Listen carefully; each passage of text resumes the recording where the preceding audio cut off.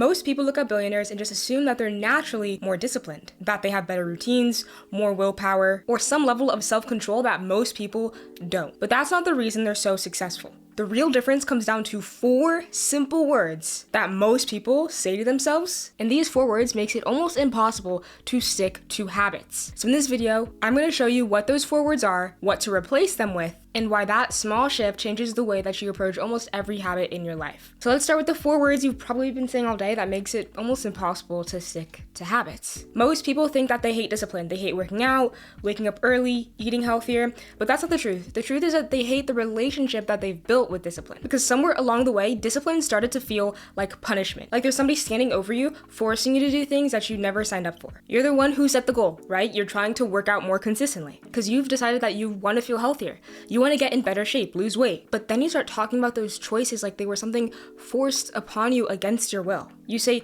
I have to work out. I have to eat better. I have to do this. That sounds normal. Everybody says it. But that language is doing something to you that most people never notice. Because every single time that you say, I have to, there's a story running underneath it, right? This is kind of the iceberg where I have to is above the surface, and below the surface, the story is I'm being forced, I don't want to do this is a burden, this is happening to me. I have to drink my protein shake. I have to stop scrolling. But nobody is forcing you. After all, you're the one who chose the goal. You chose the result that you want. So when you describe your own choice like it's a punishment, you're turning yourself into the victim of your own decisions. And that's not a small thing because that's changing how discipline feels every single day. And this is something that I realized that I used to do, right? I was trying to build a habit where I was waking up early. And so 5 a.m. would come, my alarm would turn on, and I would say, oh, I have to wake up. But the reality is, when you talk to yourself that way, you're acting like this is something being forced upon you. You're forgetting the fact that you made a conscious choice to want to wake up at 5 a.m. This is a choice that you're making. So when you say, I have to, it's like something being forced upon you. When you say, I choose to, you are empowering yourself because you're remembering that this is a choice that you are making to better your life. It sounds simple, but it's the difference between empowering yourself and disempowering yourself.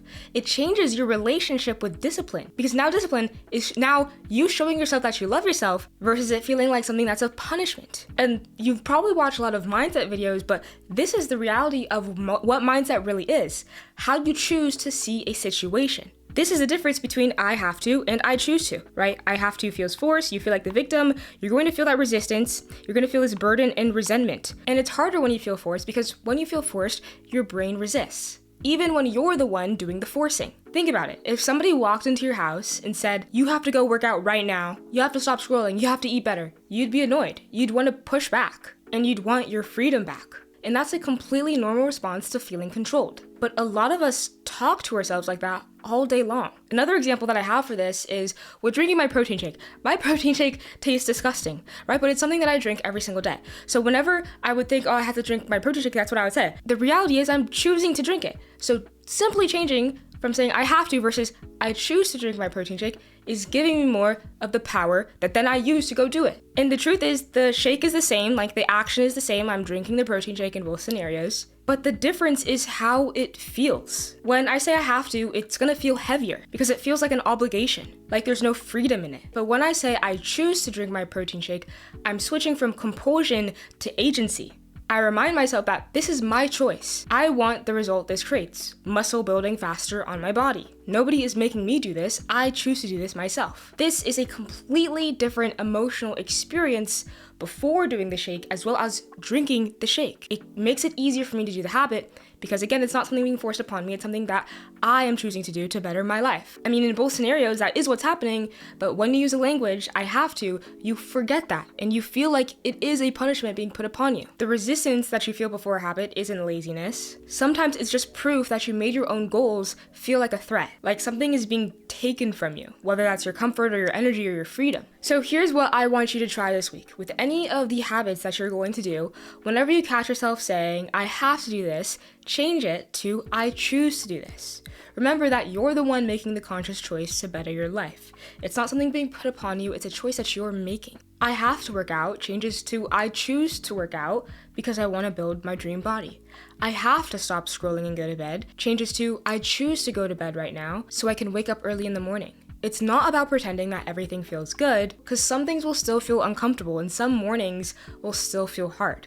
but it's about being conscious about the language that we use, because now we understand that it's the one thing that's either empowering ourselves or disempowering ourselves. And now, instead of being punished by our habits, we're building our life through them. If you want my one-to-one help to help you define your dream life, turn that vision into all of the habits that you need to build it, and then build those habits gradually using habit theory, then you can book a free one-to-one call with me below.